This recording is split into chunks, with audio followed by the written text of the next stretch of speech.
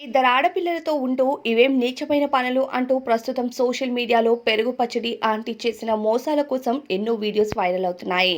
పెరుగు పచ్చడి ఆంటీగా టిక్టాక్ ద్వారా గుర్తింపుని అందుకొని ఆ తరువాత చెరి శతాక్షి అనే యూట్యూబ్ ఛానల్లో ఎన్నో వంటలు చేస్తూ ఆమె వంటలు వండే విధానంకి గాను మంచి ఫేమస్ అయ్యారు. ఆ తరువాత 8 లక్షల మంది సబ్స్క్రైబర్స్ వరకు సొంతం చేసుకున్న ఈమె ప్రతి నెల కూడా యూట్యూబ్ ద్వారా మంచి ఇన్కమ్ను సంపాదించుకుంటారు.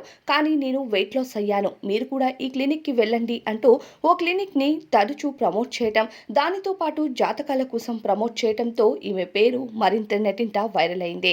ఇక దానితో పాటుగా ఈమె బెట్టింగ్ యాప్స్ని కూడా ప్రమోట్ చేసిందంటూ ఆ మధ్య బెట్టింగ్ యాప్స్ ప్రమోటర్స్ పేరులో ఈమె లిస్ట్ కూడా వచ్చింది.